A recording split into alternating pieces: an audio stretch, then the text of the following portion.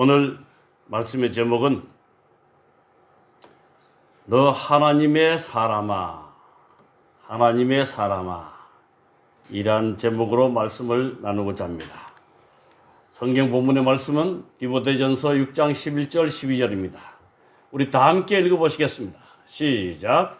오직 너 하나님의 사람아 이것들을 피하고 의와 경건과 믿음과 사랑과 인내와 온유를 따르며 믿음의 선한 싸움을 싸우라. 영생을 취하라. 이를 위하여 내가 부르심을 받았고 많은 증인 앞에서 선한 증언을 하였도다. 오늘 이 말씀 주제절은 사도 바울이 아들 같은 디모데에게 보내는 그런 말씀이었습니다.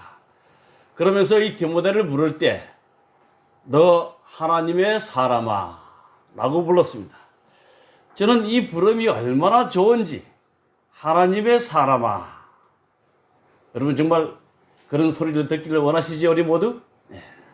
하나님을 섬긴다고 말하고, 하나님을 닮아간다고 말하고, 하나님을 믿는다고 말하는 우리들에게 누군가가 우리를 하나님의 사람으로 불러준다면 얼마나 좋을까. 가끔 가다가 처음 만난 분이 저를 보고 혹시 목사님이세요? 이러면 얼마나 기분이 좋은지요. 하나님께 너무 감사해요. 이 표정도 그래도 목사라고 봐주는구나. 하나님의 냄새가 조금은 풍기는구나. 하나님의 사람아. 오늘 주제저는 디모데 전서에 있는 말씀인데 사건의 내용은 열왕기하 6장에 있는 말씀입니다. 열왕기하 6장 9절에 보면 하나님의 사람이, 10절에도 하나님의 사람이, 그 다음에 15절에도 하나님의 사람의 사환이라고 이렇게 누군가를 향해서 표현하기를 하나님의 사람이라고 여러 번 불러줬습니다. 하나님의 사람. 오늘 저는 구약에 나오는 한 이야기를 통해서 하나님의 사람이 어떤 사람인가를 좀 이렇게 생각하면서 은혜를 나누고자 합니다. 그때에 아람 왕이 이스라엘과 더불어 싸우며 그의 신복들과 의논하여 이르기를 우리가 아무데 진을 치리라 하였더니 하나님의 사람이 이스라엘 왕에게 보내 가로되 왕은 삼가 아무 곳으로 지나가지 마소서. 아람 사람이 그곳으로 나오나이다 하는지라. 이스라엘 왕이 하나님의 사람이 자기에게 말하여 경계한 곳으로 사람을 보내 방비하기가 한두 번이 아닌지라. 이 말씀을 제가 좀 이야기식으로 말씀드리면, 여러분 아람 그러면 누가 생각납니까? 나만 장군. 예. 나만 장군이 이제 문둥병 고침을 받고 난 뒤에 좀 시간이 흘렀어요. 이때 아람 왕이 이스라엘과 더불어 싸우려고 영토를 빼앗으려고 도전해 갑니다. 그래서 그의 부하들과 함께 이야기를 하는데 야 언제 그 이스라엘 매복해 있다가 이스라엘 왕을 잡아야 한다 하고 왕궁에서 회의를 합니다. 그리고 그날에 그곳에 왕을 잡기 위해서 가보는데 이스라엘 군대들이 이미 다 알고 다 철통 같은 경비를 하고 있는 겁니다. 그래서 이 아람 왕이 몇 번 실패를 했습니다. 이 이스라엘 왕을 잡아오는데, 여호람을 잡아오는데, 그러다가 고민 끝에 그가 말하기를, 우리 아이들 잘 들어보세요. 쉽게 이야기합니다. 왕이 고민해서 야 우리가 왕궁에서 의논한 일을 이스라엘 백성들이 어떻게 알고 저렇게 철도같이 지킬까? 그러다가 번민하기 시작했는데 야 우리 중에 스파이가 있는구나. 우리 왕궁에 회의하는데 누군가가 스파이가 있어서 우리 말을 거기다가 전해주는가 보다. 이렇게 생각하면서 우리 중에 스파이를 잡아라. 그때 한 병사가 말하기를 왕이시여 절대 그런 일이 아닙니다. 이스라엘 나라에 가면 선지자라고 하는 사람이 있는데 엘리사라고 하는 사람이 있는데 그는 왕이 침실에서 하는 이야기도 다 알고 있습니다. 왕이 기절초풍을 놓았습니다. 그래? 그러면 우리가 이스라엘을 쳐서 땅을 빼앗으려면 그 이스라엘 선지자 엘리사라는 사람을 먼저 잡아야 한다. 이렇게 명을 내립니다. 그래서 이스라엘 병사들에게 너희는 선지자 엘리사가 있는 집 도단으로 가서 그를 포위하여 그를 잡아오라 그럽니다. 그래서 아람 병사들이 엘리사가 있는 집을 포위해 갔습니다. 밤중에 몰래 가서 아주 많은 군사가 한 사람을 잡으려고 그 엘리사 집을 다 포위했습니다. 근데 이런 새벽에 엘리사의 종이 일어나서 보니까 아람 군사들이 자기 선생님 집을 다 둘러 진치고 있는 겁니다. 놀라가지고 선생님 빨리 좀 밖에 나와보라고. 지금 큰일 났다고. 우리 죽게 잡혀간다. 그래서 막 선생님을 깨울 때에 우리 엘리사 선지자가, 하나님의 사람이라고 불리는 엘리사 선지자가 자기의 종 게하시를 통해서 이렇게 말합니다. 두려워하지 마라. 우리와 함께한 자가 그들과 함께한 자보다 더 많으리라. 이해할 수 없는 말을 한 겁니다. 그러고 난 뒤에 이제 다 일이 벌어지고 이제 아람 병사들이 다 장립이 소경이 되어서 이스라엘 왕궁에 다 잡히게 됩니다. 이런저런 얘기를 다 하고 난 뒤에 이스라엘 왕이 하나님의 종 선지자여, 이 사람들 다 치리까? 하고 묻습니다. 그때 보여준 하나님의 사람 엘리사의 말입니다. 대답하되 치지 마소서. 칼과 활로 사로잡은 자인들 어찌 치리이까? 비록 그가 나를 잡으러 왔지만 떡과 물을 그들 앞에 두어 먹고 마시게 하고 그들의 주인에게로 돌려보내소서. 정말 하나님의 사람다운 관담을 베풀어 줍니다. 자, 오늘 이 사건을 지도로 좀 보면 이 이스라엘 땅은 남방 유다 위쪽에 있죠. 우리 남한과 비슷합니다. 우리 남북한을 생각하면 굉장히 비슷해요. 그 다음에 북쪽에 북왕국 이스라엘이 있습니다. 근데 이들보다 동북쪽에 있는 아람이 이제 이스라엘을 쳐들어와서 벌어진 사건입니다.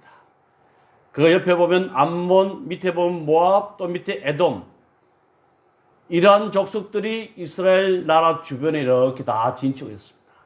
근데 이때 아람, 북동쪽에 있는 아람 군인이 이스라엘 나라를 쳐들어오는 그런 사건입니다.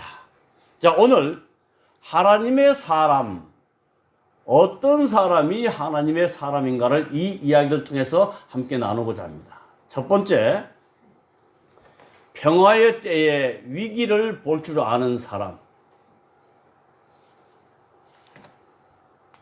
왕하 6장 9절 10절에 보면 하나님의 사람이 선지자 엘리사가 이스라엘 왕에게 보내 이르되 왕은 삼가 아무 곳으로 이곳으로 지나가지 마소서. 아람 병사가 그곳으로 나오나이다. 이스라엘 왕이 하나님의 사람이 자기에게 말하여 경계한 곳으로 사람을 보내어 방비하기가 한두 번이 아닌지라. 한두 번이 아닙니다. 여러 번 아람 군사가 군사를 보내서 왕을 잡으려고 할 때마다 그곳에 이스라엘 병사들이 다 포진하고 있습니다. 자, 하나님의 사람은 평화의 때에 위기를 볼 줄 아는 사람이었다. 이때는 아까 나만 장군이 고침을 받은 지 별가 몇 년 되지 않았기 때문에 대부분 전쟁이 일어나리라 생각하지 않습니다. 그래서 욕심 많은 아람 왕이 이제 이스라엘 땅을 침범하려고 할 때였습니다. 평화의 때에 위기를 볼 줄 아는 사람. 이 선지자는 지금 아람 나라와 이 북방 이스라엘이 거의 평화롭게 겉으로는 이렇게 지나지만 이 내면적으로 아람 왕의 이 침략 공세를 알고 있었습니다. 하나님의 가르침을 통해서. 자, 이러한 사건을 보면서 오늘 우리가 정말 평화롭게 하나님을 섬기고 있는 이때에 우리는 어떤 위기를 바라볼 수 있는 눈이 필요한가? 여기 세상에 포로된 교회라는 책을 쓴 사람이 있습니다. 세속화된 복음주의의 치료책이다. 오늘날 교회의 가장 큰 위험이 무엇일까? 여기 교회 정원 1권 141쪽입니다. 다 함께 읽어보시겠습니다. 시작. 세속적인 마음가짐과 이기심 그리고 탐닉은 하나님의 백성의 영성과 생명을 잠식해 왔다. 과거 몇 해 동안 하나님의 백성들의 위험은 세상을 사랑하는 것이었다. 과거 몇 해 동안 하나님의 백성들의 위험은 뭐 하는 것이었다? 세상을 사랑하는 것이었다. 조금 다르게 표현하면 세상을 닮아가는 것이었다. 실물교원 315쪽에 또 말씀이 있습니다. 같이 좀 읽어보시겠습니다. 쭉 이어지는 말씀을요. 시작. 그리스도와 하나 된 자들을 세상에서 하나 된 자들로부터 구별하는 하늘의 원칙이 거의 알아볼 수 없게 되었다. 그리스도를 따른다고 하는 자들이 더 이상 세상과 구별된 특별한 백성이 아니다. 세상이 교회로 돌아와 하나님의 율법을 지켜야 할 터인데 오히려 교회가 세상으로 기울어 하나님의 율법을 범하고 있다. 교회는 매일 세속화되어 가고 있다. 경계선은 희미해졌다. 자, 하나님의 사람 첫 번째는 특징은 평화로울 때에 위기를 볼 수 있는 사람이었던 겁니다. 자, 오늘날 우리가 신앙생활하면서 정말 핍박은 거의 찾아볼 수 없습니다. 물론 얼마 전에 이 코로나 팬데믹 때문에 교회 가는 일을 우리가 법적으로 저지당한 일이 있습니다. 그러나 우리 개인적인 삶에서 정말 최대의 평화를 누리는 이러한 때 우리가 살아가고 있습니다. 이러할 때에 우리의 신앙은 어떤 위기가 있는지 실물교훈은 잘 말씀해 주고 있습니다. 특별히 세상과 하나된 자들로부터 구별하는 하늘의 원칙이 그리스도와 하나된 자들에게 거의 볼 수 없다. 다르게 말하면 우리가 사는 삶이나 세상 사람들이 사는 삶이나 마다 똑같아. 그리스도를 따른다고 하는 자들이 더 이상 세상과 구별된 특별한 백성이 아니다.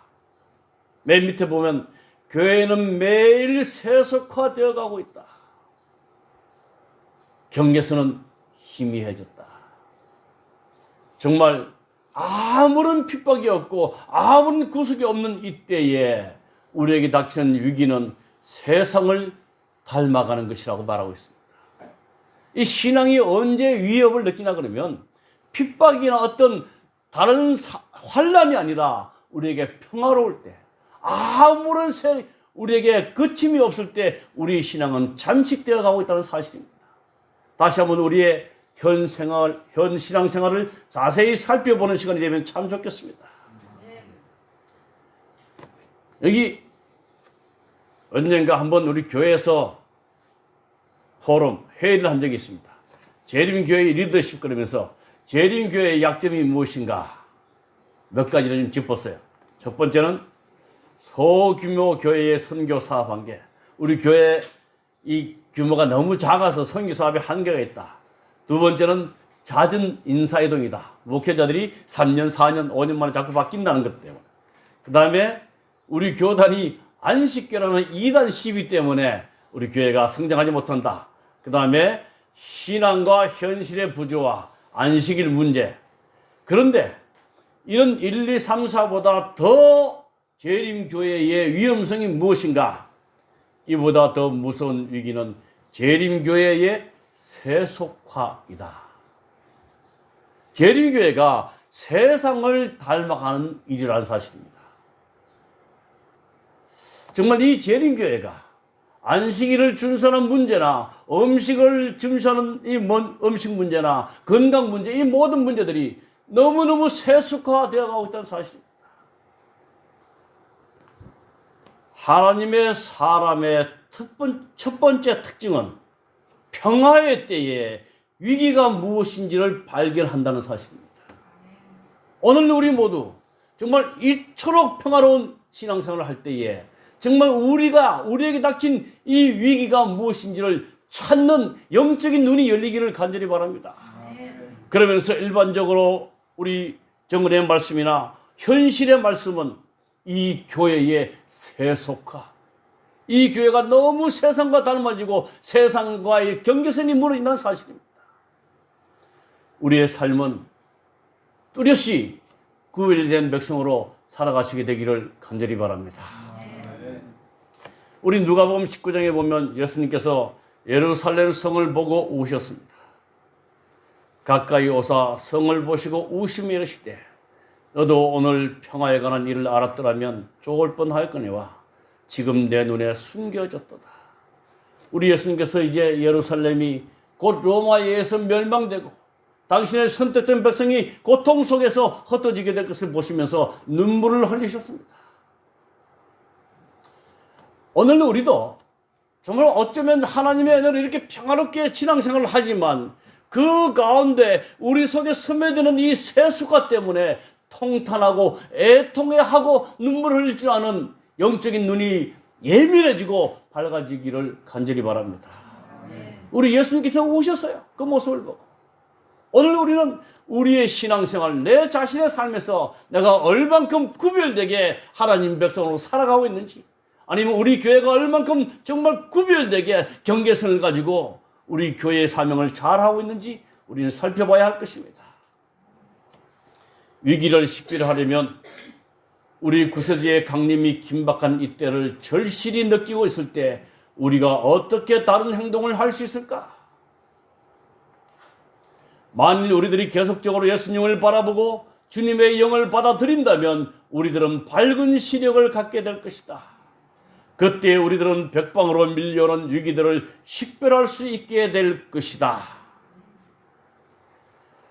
제가 요즘 이제 은퇴를 하고 첫 해가 되니까 좀 삶이 많이 이렇게 바뀌었어요.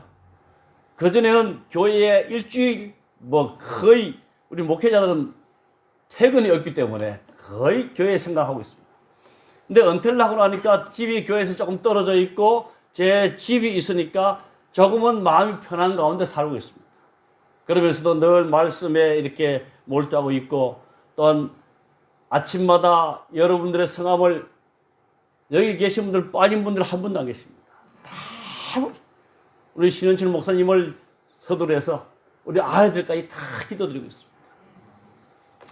그러면서도 조금 마음 편하게 집안 생활을 하면서 이제 저희 집은 누군가가 와서 몸과 마음이 피곤한 자들이 와서 좀 쉼터로 만들어야 되겠다 싶어서 지난주에는 짧은 자갈길도 좀 만들어 놓고 모래길도 만들어 놓고 해서 이렇게 걸을 수 있는 길을 만들어 놨어요. 그리고 텃밭을 만들어서 오는 분들이 신선한 채소 조금 먹을 수 있도록 이렇게 가꾸고 있습니다. 근데 그런 일을 하는데 보통 시간이 빼앗기는 게 아닙니다. 말이 빼앗겨요. 그러면서 그 일을 열심히 할 때마다 제 머릿속에 있는 생각은 두 사람이 밭을 매다가 한 사람은 데려감을 당하고 한 사람은 버려짐을 당하고 두 여인이 매를 갈다가 한 여인은 데려감을 당하고 한 여인은 그대로 버려짐을 당했다. 이 말씀이 늘 생각이 나면서 하나님, 제가 무엇 때문에 이 일을 위해서 일을 하고 이 일을 위해서 시간을 투자합니까? 하나님, 제 삶의 목적이 결코 흐트러지지 않도록 저를 깨우쳐 주십시오. 이런 기도 속에 계속 그런 일을 하고 있습니다. 여러분, 정말 저희들은 이 땅을 우리는 벗어날 수가 없습니다. 그러나 우리가 이 땅에 살아가면서 우리의 삶의 목적이 무엇인가는 분명히 기억하며 살아야 할 것입니다. 그렇지 아니한다면 우리는 이 위기를 식별할 수 없을 것입니다. 여기 말씀하시기를 에베소 5장 16절, 15절, 16절 다 함께 읽어보실까요? 시작. 그런즉 너희가 어떻게 행할지 자세히 주의하여 지혜 없는 자같이 말고 오직 지혜 있는 자같이 하여 세월을 아끼라. 때가 악하니라.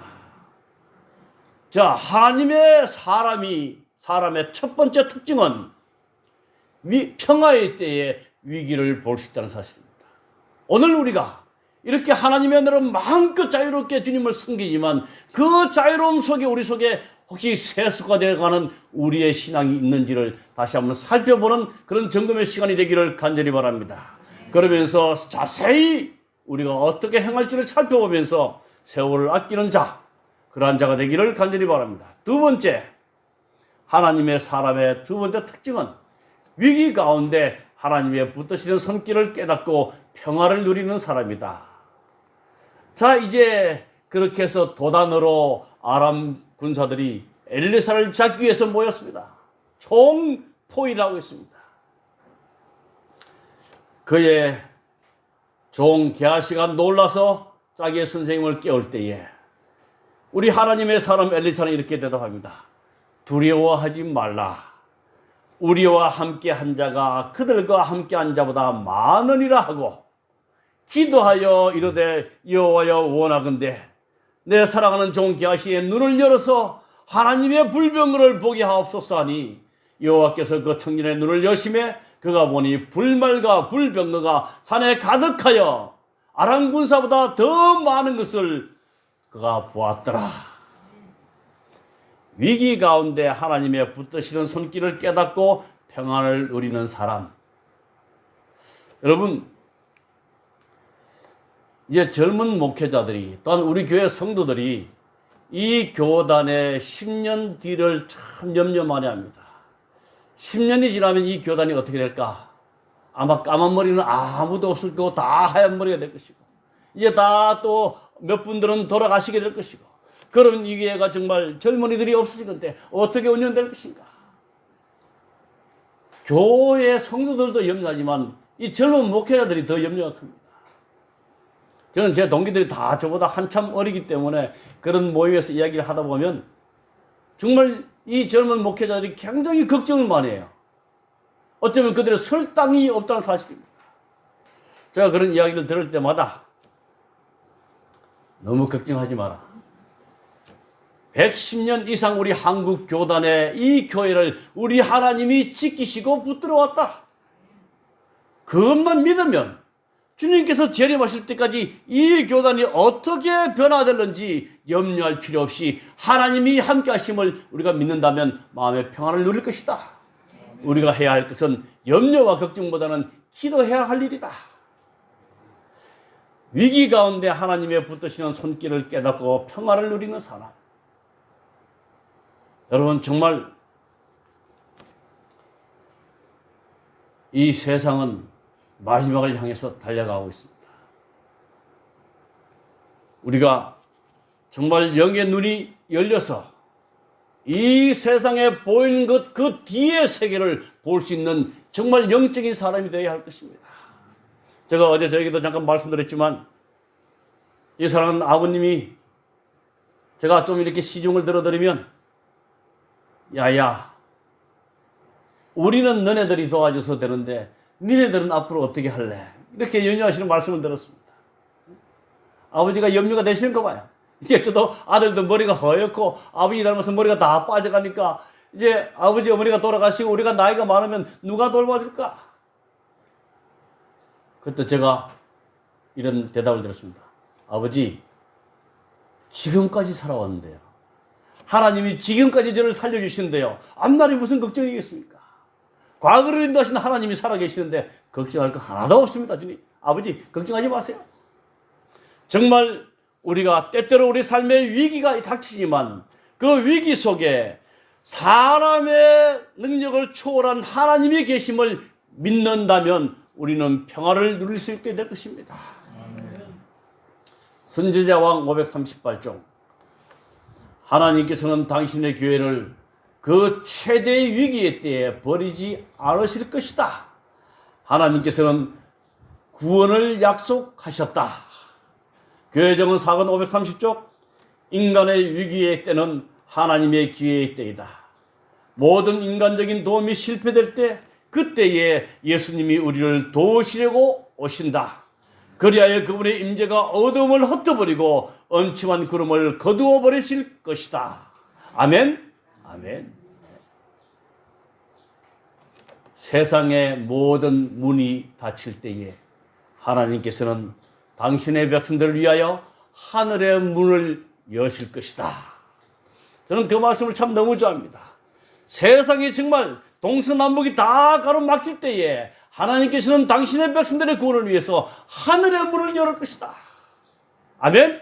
네. 우리 그 믿음으로 때때로 우리의 인생에 이 마지막 시기에 두려움이 우리를 엄습할지라도 과거를 인도하신 하나님의 그 승리를 우리가 기억한다면 결코 두려워하지 아니하고 오늘도 하나님의 은혜를 찬양하며 찬송하며 살아갈 수 있을 것입니다. 계시록 1장 13절 16절에 보면 예수님께서는 촛대 사이에서 오른손에 7별이 있고 그의 입에서 좌우에 날쌘 금이 나오고 그 얼굴은 해가 힘있게 비치는 같이 당신의 교회를 지키시는 모습을 우리에게 보여주고 있습니다. 고린도전서 10장 13절에 또한 약속해 있습니다. 다 함께 읽어보실까요? 시작. 사람이 감당할 시험 밖에는 너희가 당할 것이 없나니 오직 하나님은 미쁘사 너희가 감당하지 못할 시험은 당함을 허락하지 아니하시고 시험 당할 즈음에 또한 피할 길을 내사 너희로 능히 감당하게 하시느니라. 아멘. 여러분, 우리가 하나님을 섬기면서도 그리스도 안에 있으면서도 시련이 우리 삶에 닥칠까요? 예, 닥칩니다. 하나님의 사업을 열심히 하는 한 주의 여종이 암에 걸렸어요. 여러분, 하나님이 우리를 보호하심에도 불구하고 우리에게 환난이 닥친다는 사실은 그 환난은 하나님께서 허락하셨다는 사실이에요. 그 환난은 하나님께서 허락하시고 우리에게 또한 다시 한번 우리의 믿음을 더욱 업그레이드 시키기 위해서 우리 하나님이 허락하신 시험임을 우리는 이해해야 할 것입니다. 그래서 우리가 이 고난이 우리에게 환난이 닥칠 때마다 하나님을 원망할 것이 아니라 하나님이여 이 고난을 통해서 내가 어떤 사람이 되어야 할지를 배우게 해달라고 기도해야 할 것입니다. 여기에 참 칼바르트 유명한 우리 목사님은 이렇게 말씀하셨습니다. 다 함께 읽어보시겠습니다. 시작. 세상 상황은 어둡다. 그러나 귀에 들리는 소리만 의지하지 말라.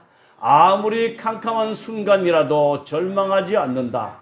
하나님께서 통치해 주시기를 기도하라. 아멘. 예. 하나님께서 통치해 주시기를 기도하라. 아무리 깜깜한 순간이라도 절망하지 않는다. 하나님의 사람 두 번째 특징은 위기 가운데 하나님이 함께함을 볼 수 있는 믿음을 가진 사람이다. 자, 세 번째, 세상을 초월한 사랑을 실천하는 사람이다. 이제 이 아람 군인들이 다 잡혀서 이스라엘 왕궁에 잡혀 들어갑니다. 하나님께서 그들을 엘리사를 통해서 다 소경이 만들었어요. 소경이 되게 만들었어요. 그래서 엘리사가 여보게들 내 따라가세요 하고 데려갔는데 어디 갔어요? 이스라엘 궁에 갔습니다. 이제 기도해서 하나님께 기도함으로 그들의 눈이 떠였습니다. 아람 군사들이 이제 이스라엘 궁에 다 잡혀갔습니다. 얼마나 참 기가 막힌 노릇입니까? 엘리사를 잡으러 갔다가 소경이 되고 이제 소경이 돼서 이스라엘 궁전에 다 잡혀서 무릎 꿇고 앉아 있는 겁니다. 이스라엘 왕이 하나님의 사람 엘리사에게 내가 이 사람들 치리까? 내가 치리까? 두 번 그러고 싶은 마음으로 물었습니다. 이때 하나님의 사람, 세상을 초월한 사랑을 실천한 하나님의 사람 엘리사의 대답이 치지 마소서. 칼과 활로 사로잡은 자인들 어찌 치리까? 우리가 전쟁에서 사로잡은 자들도 칠 수 없는데 떡과 물을 그들 앞에 두어 먹게 하시고 먹고 마시게 하고 그들의 주인에게로 돌려보내소서 하는지라. 아멘 소리가 아무도 없습니까? 너무 감동적이죠? 아, 진짜 하나님의 사람은 이런 사람이에요. 세상을 초월한 사랑을 실천하는 사람이에요.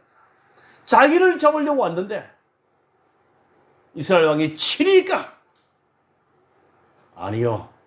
우리가 전쟁에서 활과 칼로 사로잡은 사람도 칠 수 없는데 빈손인 사람들은 어떻게 치겠습니까? 떡을 물을 그들 앞에 두어 먹고 마시게 하여 주인에게로 돌려보내소서 하는지라.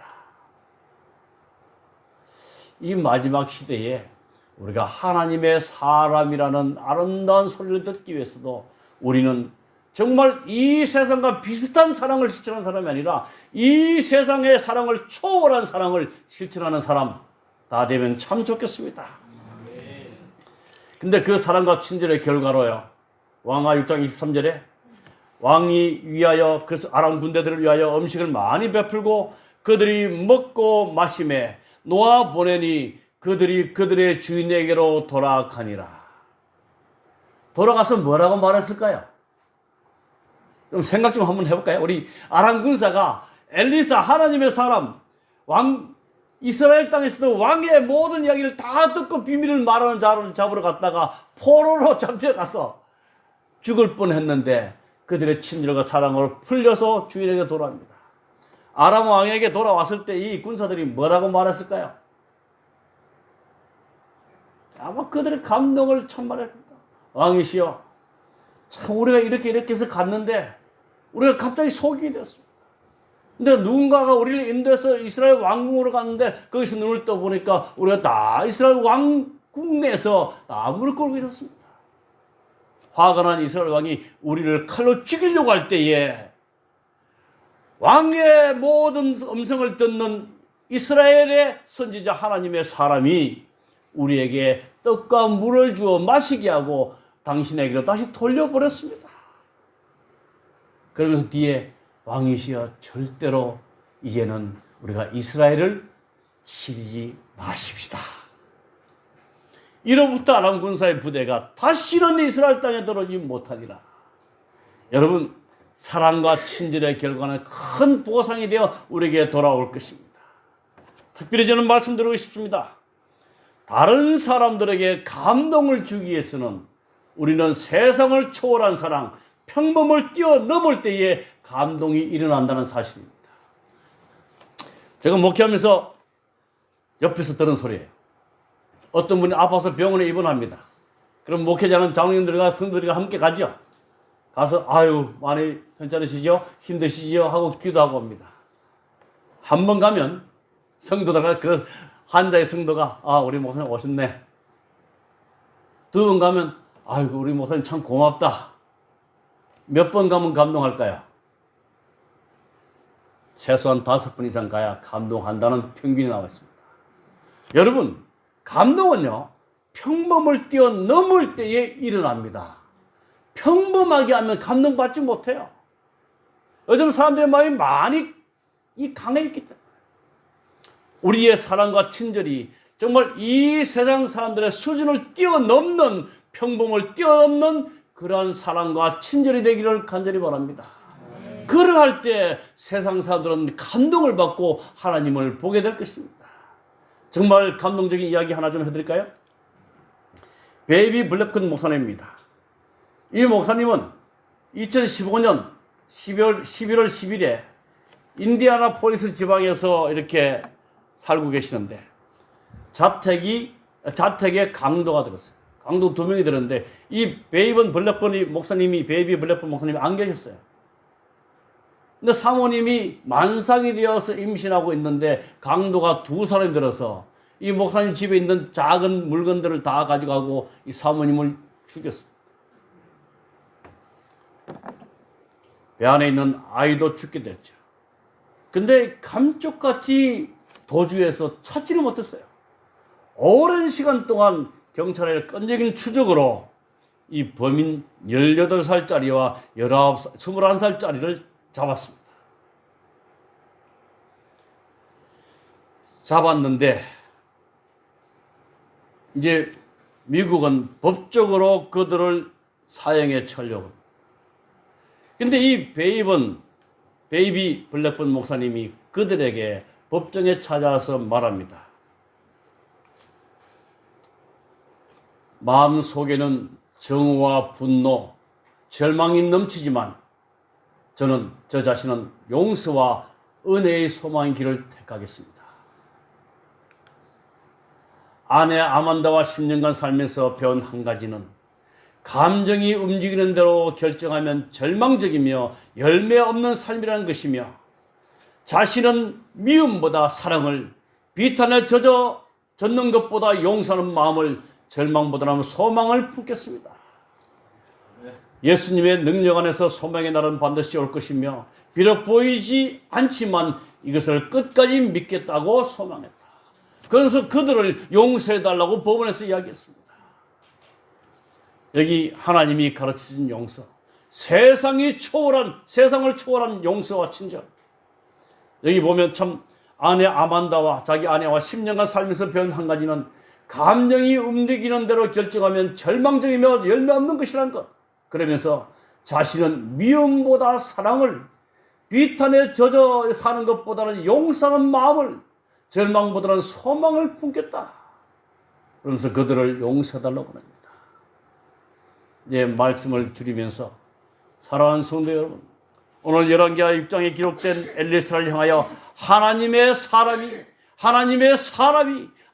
사람이라고 불린 이 엘리사의 특징은 평화의 때에 위기를 바라보는 눈과 또한 위기 속에서 하나님이 함께 하심으로 마음의 평안을 누리는 방법과 또한 세상에 초월한 친절과 사랑을 베푸는 사람, 이 사람을 우리 성경에는 하나님의 사람이라고 불렀습니다. 사랑하는 성도 여러분, 우리 모두 우리의 삶이 이 엘리사의 삶처럼 바뀌어지고 성화되므로 하나님의 사람이라는 소리를 들으면 참 좋겠습니다. 우리 하나님께서는 이렇게 말씀하셨습니다. 다 함께 읽어보실까요? 시작. 아무에게도 악을 악으로 갚지 말고 모든 사람 앞에서 선한 일을 도모하라. 할 수 있거든 너희로서는 모든 사람과 더불어 화목하라. 내 원수가 줄이거든 먹이고 목마르거든 마시게 하라. 악에게 지지 말고 선으로 악을 이기라. 우리 모두 이러한 삶을 실천함으로 하나님의 사람이라는 아름다운 소리를 듣는 저와 여러분이 되기를 간절히 바라면서 오늘 말씀을 마치겠습니다.